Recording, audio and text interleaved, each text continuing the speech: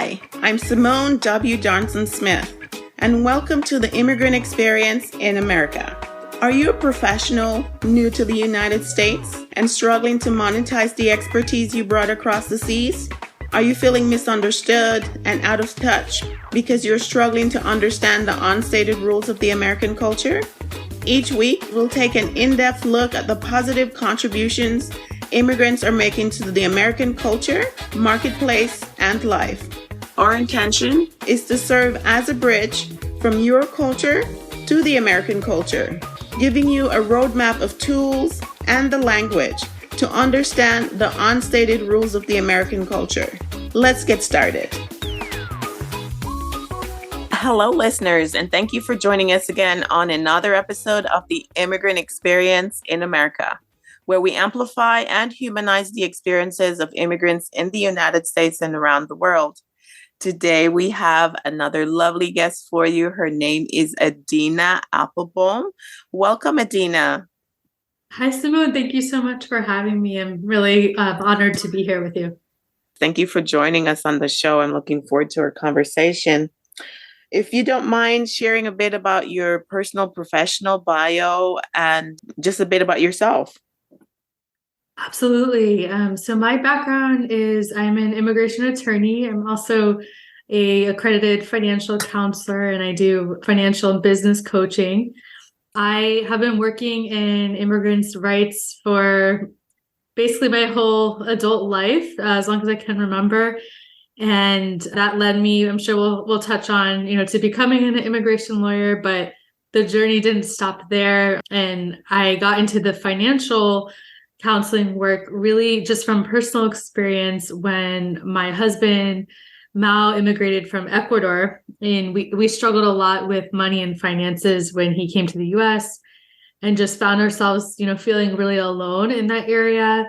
There were no books or podcasts or blogs that spoke about finances for immigrants specifically. And so here I was, studying at Georgetown Law to be an immigration lawyer with like the best professors, and no one could tell me if my husband could have a bank account or a credit card or invest, or whether we would be able to plan for retirement or buy a home. So it was really anxiety provoking. And that led to Immigrant Finance, which is where I focus on my financial coaching work and education. And our mission is really to help more immigrant families be financially empowered and make sure folks aren't alone in learning how to navigate the system. I've checked out your podcast and you're doing great work with that. And we just recently connected, and I'm looking forward to working with you and learning more about how we may be able to collaborate in the future. Definitely. It's so great to know another podcaster talking about the experiences of immigrants. Yes, definitely. It was a much needed conversation, and it was such a huge vacuum. So I'm glad to be meeting more people who got the call or got the download that something was needed, and we needed to be the one to do it ourselves, right? What's your heritage? And can you tell us a little bit about that background? Yeah, absolutely. So I come from a Jewish Eastern European family, and my great-grandparents all came here as refugees, essentially, fleeing for their lives, and came in through Ellis Island. One of my great-grandmother was actually detained at Ellis Island, which I only found out later once I had already become an immigration lawyer focused on representing and defending people who get detained. So that was really interesting circle there in my family's history and in my own professional work.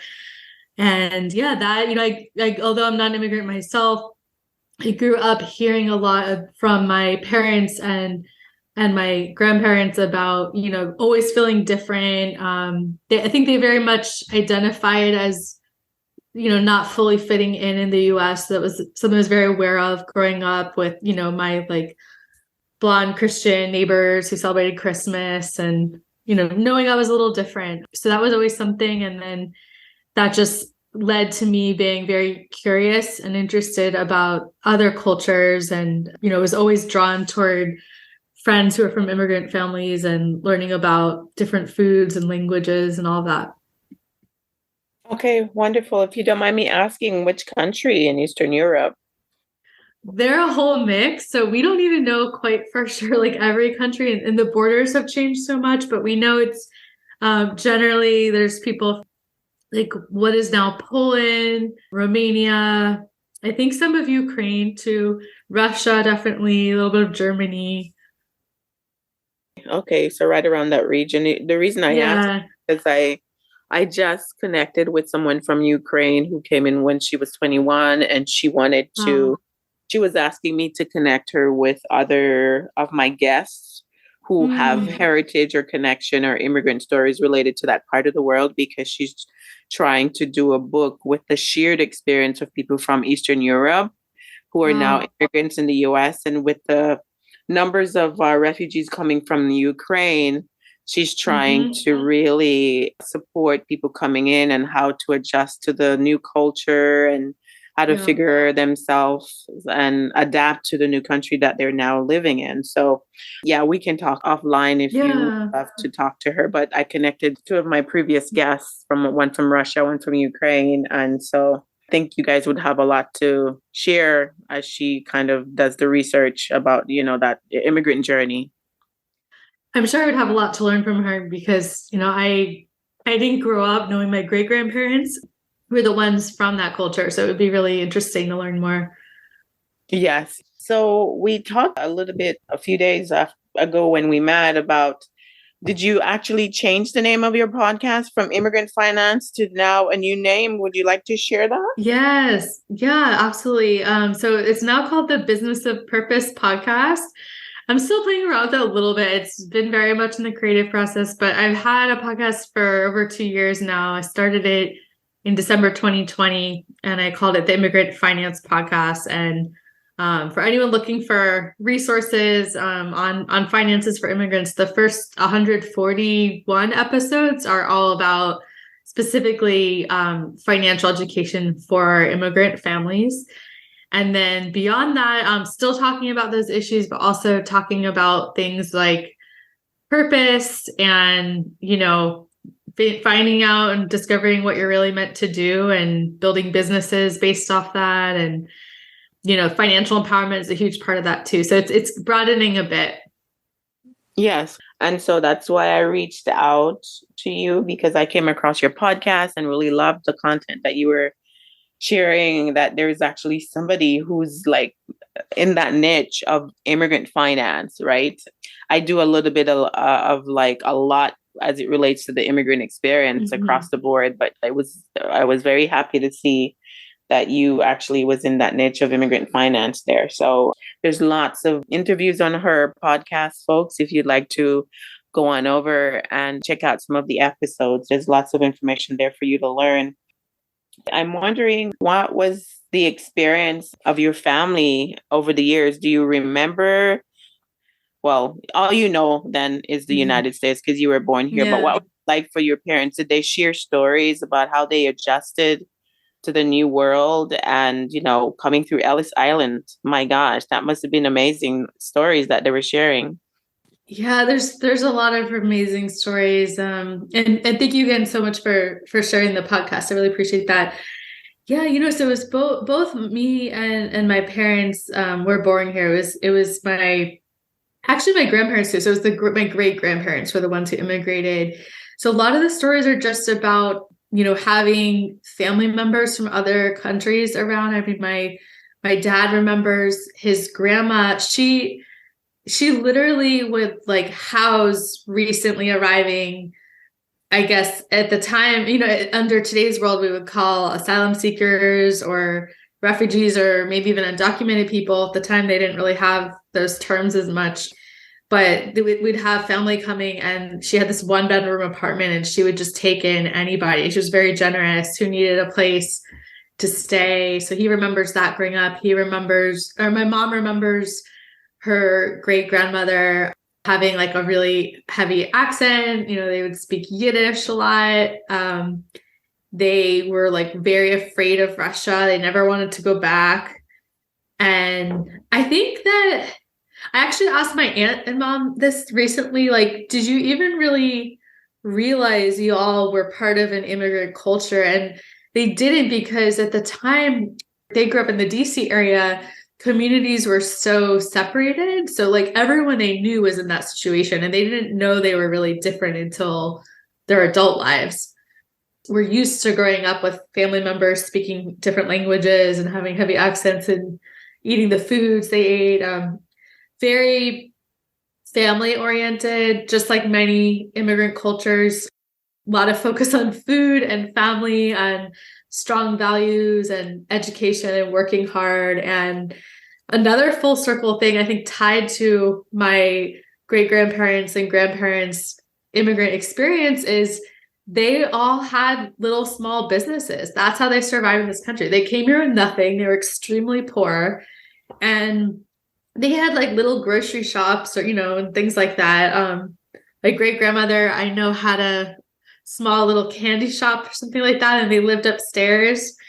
And that's how they survived. And that's also how my own family over the generations was able to make it to the middle class through business. So personally, that was something I only connected really quite recently in the past few years, now that I have a business, because I have always worked in nonprofits and I never really thought about business stuff. But then I found myself really from my purpose and my calling, what I experienced with my husband and seeing this need in creating Immigrant Finance and a business being the best way to help people and reach people, to have the resources to do that on this issue, led me to business as well. So now I'm seeing how it's been such a thread in my own family's immigrant experience. It's just amazing sometimes how life we think we're leading ourselves. Yeah.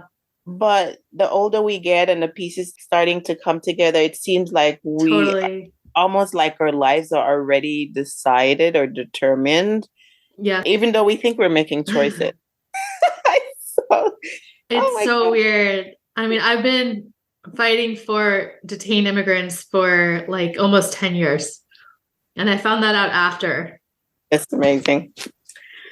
It's just crazy how life is sometimes. But the older you get, it seems, and when you start just going within and kind of pulling away from the noise of the outside world, you tend to see more. It's funny, right? Yeah. When you go within, you just seem to see better. You see more. You learn about yourself and your ancestors and your connection to this world just becomes more heightened and brighter. And so, okay. So well said. That's beautiful. Yeah, I'm on my journey and I'm finally paying attention. Yes, you are. I know you woke up. Yeah. There's like signs, and the next step it starts to fall in place more the more you kind of start paying attention. It's really incredible. Right. So sorry if I missed this while you were talking earlier. I'm wondering, it's okay. Like as we talk about purpose and just being aligned with who you are, what brought you to the line of work that you did, like the nonprofit side of immigration law? Because I'm thinking most people who are going into law, they're thinking money, and nonprofit is definitely not the money. So what was the story or journey or whatever it was that pulled you, not even knowing that your grandmother was in that space? So it definitely wasn't a conscious choice that you said, okay, because my grandmother was this, I want to defend people. It was more of a subconscious type of a thing. What was the story behind that? Thank you so much for seeing that and asking that. I really appreciate it. It was just such a strong, visceral call. And at the time, I wasn't even like thinking about purpose or aware of that kind of stuff. But since college, I mean, I was just extremely passionate about social justice issues, fighting for equality. And then I was also just, as I mentioned earlier, beginning like in childhood, very drawn toward other cultures and international stuff. And so I kind of just created it in college. My two majors were literally international area studies, which allowed me to study international stuff. And I studied Arabic and the Middle East. And I went and lived in Egypt after college. And then I also majored in urban studies, which for me was a way I could just take all the fun classes I wanted about social justice, and more domestic policy issues that involve these issues of inequality. And there were no classes on immigration at the time. I didn't even know I was interested in that. But okay, can I tell a little serendipitous story that will explain this, how this all happened? Go right ahead. So I wanted to study abroad in Africa really badly. And I'll just be very frank, my parents couldn't handle it because my sister was living in Rwanda at the time doing her PhD research, and they were freaking out. They didn't grow up international. They just were like, we can't handle that. They're scared. We can't handle both our daughters. She had malaria, all this stuff. And so I was really upset about that. And at the time I was financially dependent on them. So I couldn't go study abroad there myself. And so I picked the next best option to me, which was there was a program to study at Oxford at my college. And I knew that if I did that, I would get to study whatever I wanted, because the structure was you design your own class and you worked with a tutor one-on-one on anything you wanted to learn, which was an amazing opportunity. And the class I designed was called Immigration Integration, which I didn't even know what that meant at the time. And I got to just read all of the academic books there were at Oxford on immigration. It was incredible. And so that really lit a spark. And then the serendipitous moment, the first really big sign was there was this famous academic named Barbara Harrell-Bunn who started the refugee legal aid movement in developing countries, legal aid centers. The first main one being in Egypt. And I knew she lived part-time in Kenya. I can't remember what country, and part-time in Oxford. So I figured, what the hell? I'll just send her an email and see if she's in Oxford, and because I want to meet her. I'm here. She responded in like 1 minute, and she goes, "Here's my flat address. Come over right now." And so I went to her flat, and it was probably one of the craziest experiences of my life. She was chain smoking the entire time. She probably went through like 5 packs of cigarettes. There were refugees coming in and out the whole time. And she was this very strong woman. And she sat me down and she said, "Sit here, watch this documentary about the Iraqi refugee crisis." At the time, it was, the Iraq war and the displacement that caused. And then after I finished, she goes, "Okay, so you're going to go to Egypt and you're going to go help the refugees there, and you're going to apply for a Fulbright to get the funding to go." So I said, "Okay." And I did it, and it worked out. It was really insane. I just did exactly what she said. And then I got to go literally do refugee resettlement work, which I know is your specialty. That's how I got there. Oh my gosh, that's your guardian angel. Right? So like it was kind of meant to be, I guess. Oh my goodness. Sometimes I'm telling you. It was funny because yesterday, I tell you, I saw this lady on LinkedIn and I just had this pull towards her. She posted something, "Oh, I work for this agency. We're hiring. I love my job, da da da da." And I felt this strong pull to just an inbox her, but we connected, but we didn't know each other. She doesn't know me personally. I don't know her personally. And I was so afraid to do it. So at the time, the weeks just kept passing, and I'm like, oh, I don't know what to say. And my mind started getting the best of me. And all these reasons why I shouldn't do it. And then she did it again on Thursday. And I said, "You know what? She did it again. I'm just going to do it." So I did it cold turkey. And I said, "Apologies if this seems a bit cold, that we don't know each other. And I'm just reaching out to you." And I tell you, she immediately responded and said, "Okay, yes, let's set up a time." We set up a time. And she was just like, she doesn't know me. She was so kind. She was so giving. She just told me like so much stuff as if like I was her little sister. That's incredible. I love those moments. Life can be challenging, but sometimes you meet some people who are just there to guide you or to just give you a piece of information that you need for the next step of life or on your journey. Yeah. And for our listeners out there, whether you're here in the U.S. and you're struggling to make sense of whatever place that you're in, nothing lasts forever, and, things could change. So just reach out if you're feeling a sense to communicate with somebody or to ask for help from someone.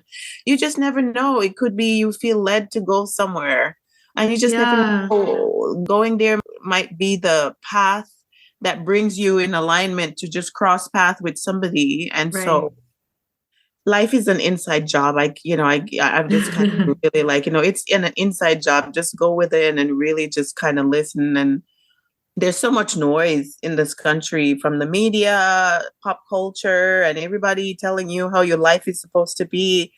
But really, sometimes you really just have to unplug from all that in order to find yourself, to connect within. And within that, you can finally just get on a path that feels right for you, That's just amazing. So you ended up going to Egypt, studying refugee work, and which led you into this nonprofit work that you do, supporting refugees and others. Yeah. And now your business, right? Coaching immigrants in the finance space. So exactly. Yes. One thing led to another. And I'm sure that's been your experience too. I'd love to hear about yours too. I don't know if that was a good time or it's not a problem. So it was funny because I was in undergrad in Kansas City. My family went straight to Kansas City because that's where my aunt was living, and my aunt and uncle were there with their families. So when we came from Jamaica, we went straight to Kansas City and then, did our thing to get ourselves settled and get our own place. And I did undergrad. I had my transcripts from high school, and I was just trying to figure out, like, what do I do next? Nobody was telling me what to do. So I took some classes and was able to then get into a private undergraduate and got a scholarship. And whatever I couldn't cover with the scholarship, I took out student loans. I worked part-time just to make sure I could cover whatever. And so I finished undergrad, didn't quite know what I wanted to do. I just knew I enjoyed doing languages. I studied Spanish, French, and international business in undergrad. Wow. And then one of my classmates actually got a fellowship, the Pickering Fellowship, to go into State Department, right, in the Foreign Service. And she told me about it, and I just applied the next year. And she basically just coached me when I was about to miss FedEx on the last day of submitting my application. I kid you not, the last hour before they closed, I was in my car heading over there trying to make it before they locked the door to drop off my application on the day. And I FedExed my application in. I got selected. I went into DC to do my interview. I got selected, and that brought me into State Department. I mean, I would never have chosen that career because I didn't know much about foreign service, but it changed my life. It exposed me. I lived in Mexico City for 2 years. I did a Cuba tour, was in Havana, then I did Gitmo, and what else did I do? I did some migration policy work for the Caribbean, migration issues there. And then I did another stint with law enforcement with training police officers in Ghana. So, I mean, it's just stretched me so much. And I was able to use my Spanish while I lived in Mexico City with the U.S. Embassy. It's just life just took me on the train.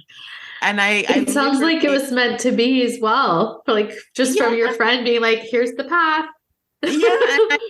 She just said the application process opens in November.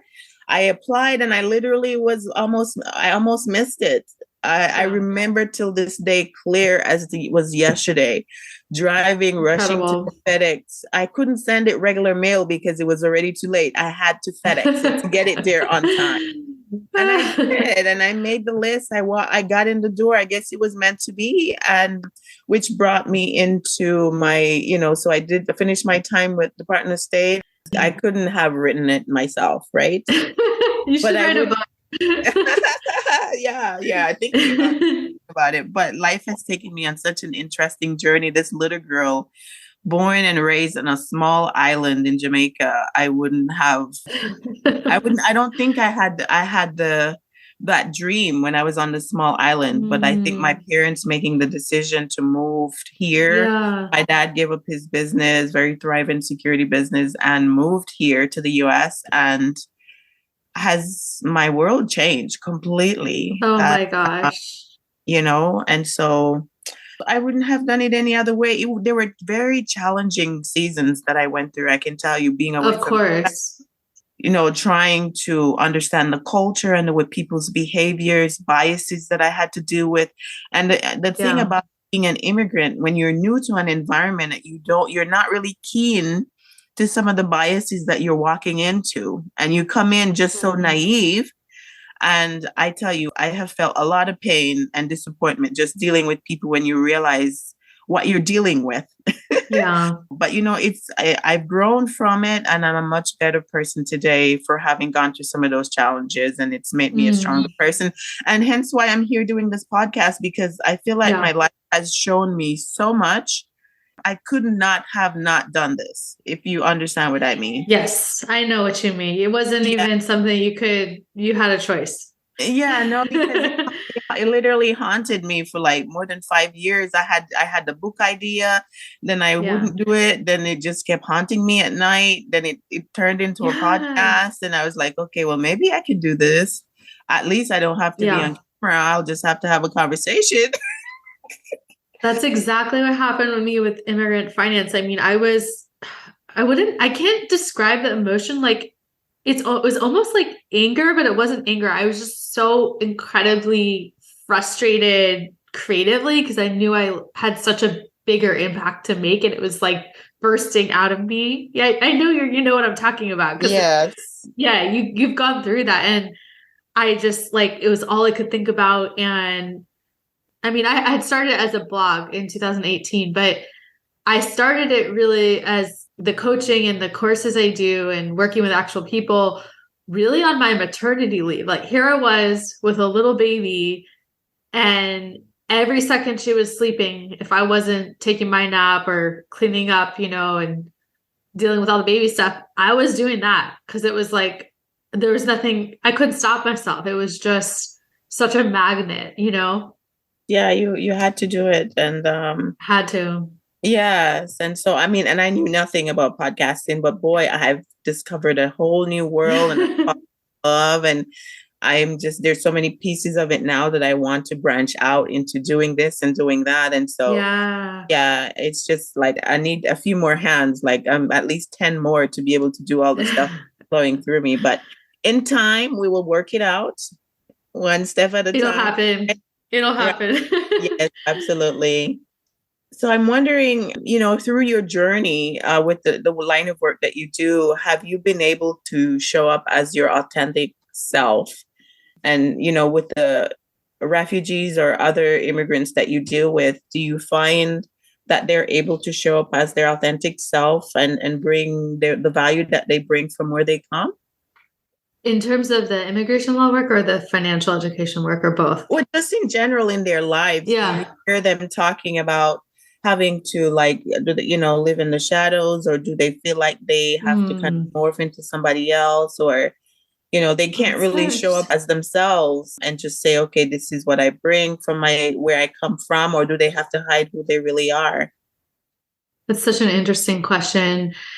What comes to mind, honestly, I've seen that the most with my husband, since I see every aspect of his life. And again, although I'm not an immigrant, my husband is, and I experience everything he experiences. So in many ways, it's like a witnessing of all of those emotions of having to navigate being in this country and being a person of color who's not from here, who doesn't have the connections, and going through, I think the hardest has been the career stuff and jobs, and especially when his visa was tied up and all that. It was very painful in the financial aspect. So I saw a lot of that with him. I still do.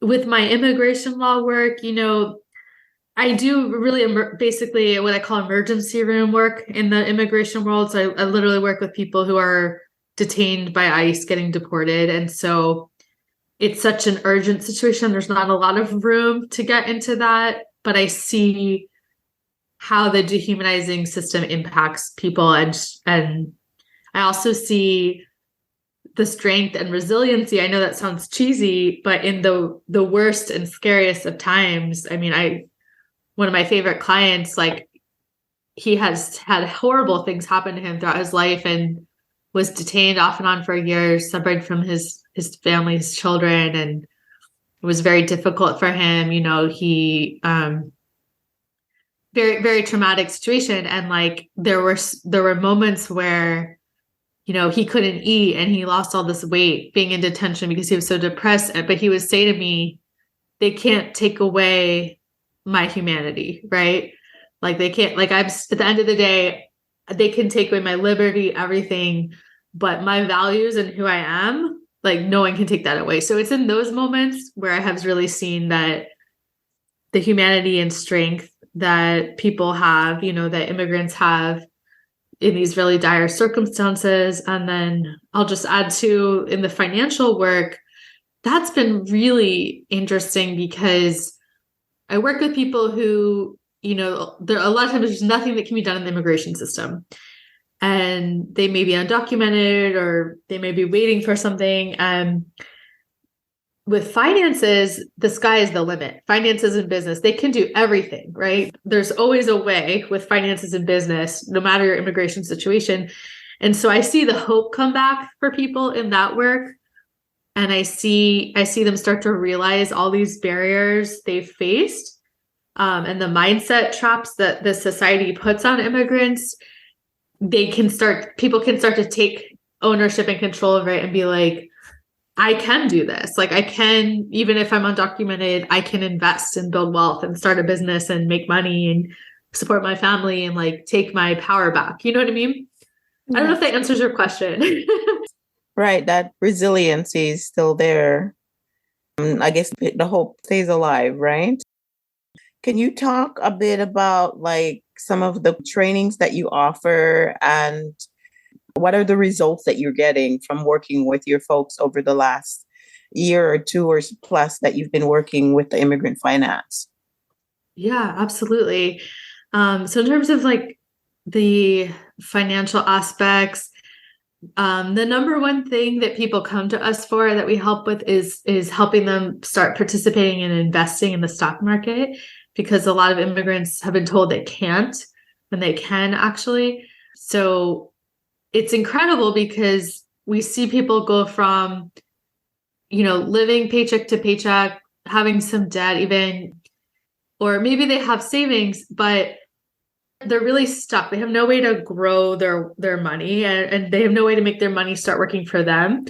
So to start having them shift into a position where their money is working while they're sleeping, while they're on vacation, while they're with their family, it's not just when they're working 3 jobs, right?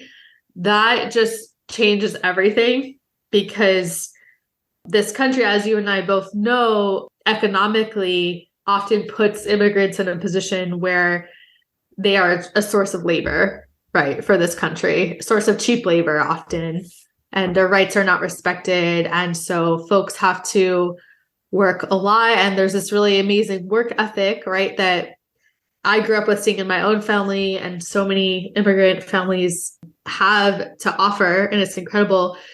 But there needs to also be a piece in the financial aspect of like, I shouldn't have to trade my time for money, right?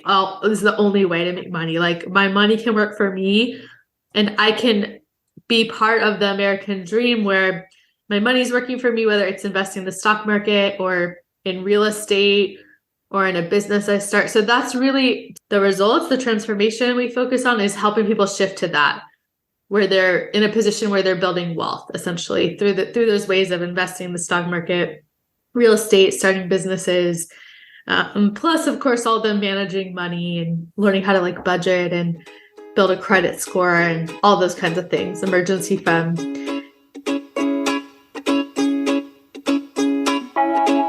I remember listening to one of your episodes where you talked about like things that were available to people who might believe that they don't have access to the system. Can you speak a little bit more about that? And for people who might be listening and wondering, what can I do? Yes, they might be living definitely. in the shadows, or even people who are here with their legal documents and might not be aware of how to access the credit system or the financial system to get the balls rolling for them. Yeah. Oh my gosh. Well, in general, like most Americans don't know how to do this too, because we're not taught it in school, right? And so if you don't grow up in a family where you're taught financial literacy, like, you're going to be in the same situation. But immigrants have that added layer when there's issues around their status or particular type of status, that it can get more complicated. So the main thing to note, if you are in a position where you don't have a social security number, is that there's an alternative type of identification number with the U.S. government. You can get through the IRS, called an individual tax identification number, or stands for ITIN. And the ITIN is an amazing tool to help people access all of these systems, because with the ITIN, you can get a bank account, you can get a credit card and build credit, you can buy a property, you can invest, you can start a business, you can do everything with the ITIN. So there's really nothing in terms of finances and business that immigrants can't do, honestly. It's just a bit more complicated because some companies, financial companies, won't accept ITINs, or they're not familiar with it, or they have, immigration questions that aren't necessary, or kind of asking something different than what they seem like. So it gets complicated in that sense. And that's where I really specialize in using my background as an immigration attorney and a financial counselor to kind of piece those together. And that's what we spent really the past 10 years doing in immigrant finance, piecing together these two systems. So what sort of documentation then would somebody need to apply for like an ITIN? Good question. If you want to look it up on the IRS website, it's called Form W7. If you just Google Form W7 IRS, it will come up and it will list the different types of identity documents. I believe in the instructions, what you can use. So often someone does need like a passport or some kind of birth certificate, different ways to prove their identity to get that number. So that can be a challenge for especially like refugees who, didn't have a chance to collect their documents before fleeing. It can get complicated in that sense, but there are alternative ways to establish identity for the ITIN number. And you are probably the expert, since you worked with different people in varying status, right? Type of statuses to kind of get to that document. Yeah, and for more information, I'll just point people on our website. We've got a blog post that talks about this more and links to all that. It's just immigrantfinance.com/ITIN, ITIN. Very good. Thank you. I saw a post from you about student loans, from working with people to get their ITINs and be able to access the financial system. And you talk about investing in the stock market. I think student loan is another area that you talk about. Can you kind of share a little bit more about some of the other areas that you deal with, in case somebody might be listening and might have a question on a specific topic that they might say, okay, she might be able to help me in this area? Yeah, absolutely. So investing is really the main one that people are often asking about, that we can definitely help with. We work with a lot of people who have been trying to open their investment accounts for years and been rejected. And we've been able to have 100% success rate with our students getting their accounts open. But really, like anything financially we cover, we cover the whole universe of personal finance foundation. So if you're having trouble with paycheck to paycheck, or paying your bills, or making putting away money to enjoy life now, or save for goals, or even just plan your finances and get on the same page with your family members, we cover all of that in terms of financial training around managing money. And then we also, of course, teach people how to start businesses, which is, as I was telling you, become really my main passion. I think it's just so fun helping people figure out what they're really meant to do and create something around that, really from their purpose, but also, of course, with the financial benefits, because we need resources to make what we're meant to make and to help people and make change. It takes money to do that. So a business is a great way to not only develop more financial stability and build wealth for your family, especially if you don't have status, right? That is something that all immigrants can do. You don't need a work permit to start a business, but it's also a way to make an impact and help others. Yeah, I bet you've worked with quite a number of people over the years. Yes. Yeah, we've worked with about over 120 families with our financial coaching and education. So this has been great. I wanted to hear more about what you do through your website, through your podcast. And we've talked a little bit about, your journey getting into the line of work that you do. And amazingly, the story of your grandparents coming through Ellis Island. So this has been awesome, Adina. Thank you so much. I really appreciate all your thoughtful questions and taking the time to hear a little bit about my story and work. It means a lot. No, not a problem. It's been my pleasure. Can you wrap up with just reminding our listeners about, the services that you offer, how to find you? So we'll have those to list out in the show notes. And then if you have any specific advice for those who are listening and any advice that you'd like to offer to people who are either fresh or have been here for a few weeks, few months, or a few years and are trying to make sense of the journey here of understanding America and how to make life here. So the best way to learn about our work is on our website, immigrantfinance.com. We offer free 30-minute consultations for anybody who's got questions or wants to learn more about our services. You can book that at immigrantfinance.com/consult. And on there, you're going to see links toward the blog we have with a lot of resources, the programs we offer. Our main program, how we help people, is called Immigrant Finance School. That's our wealth building program for immigrant families. The podcast is up there. And then for anyone who's interested in starting a business, I do business coaching as well for immigrants and non-immigrants. And in terms of advice, I would say that, there's so many things I want to leave people with. And my main thing I'm always trying to drive home is don't focus on just surviving, right? Don't focus on just the short term and right now. Like, try to focus on getting yourself to a place after you've established yourself, gotten, your bearings in the US, to build wealth, really, because it's not just about the money. It's about the mindset too. And it's about getting out of that emergency mode so that you can get to a place where you are, more stable and can start to take advantage of all the opportunities there are in this country, right, that are not available in many other countries, whether it's investing in building wealth or, building wealth to send back to your family at home and make an impact on your community, or starting a business here and creating something from nothing, right? That can be hard to do in many countries. There's a lot of opportunities here and the sky's the limit. I know there are certainly restrictions and to the American dream, and it has become less and less possible for many people over the years with the structure of the economy in the US.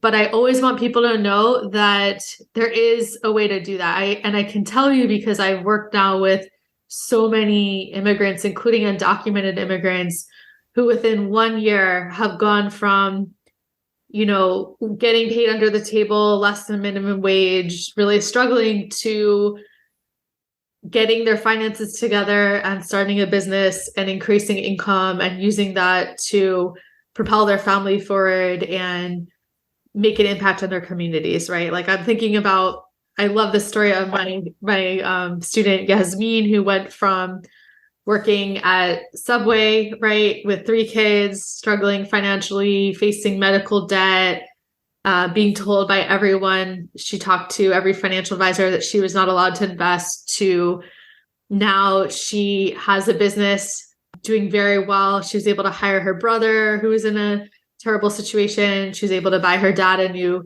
truck for his construction business when it broke down.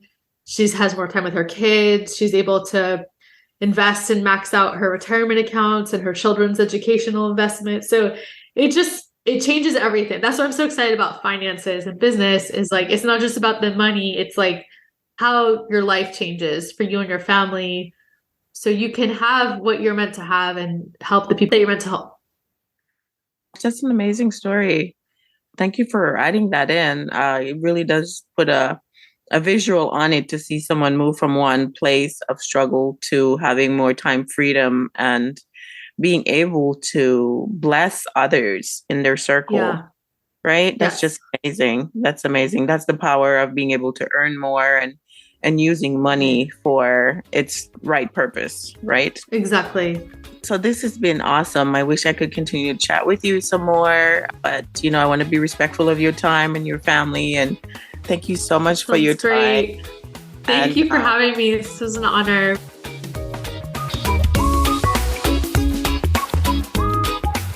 Tune in next week for another episode of The Immigrant Experience in America. As this is a new podcast, we welcome any and all support.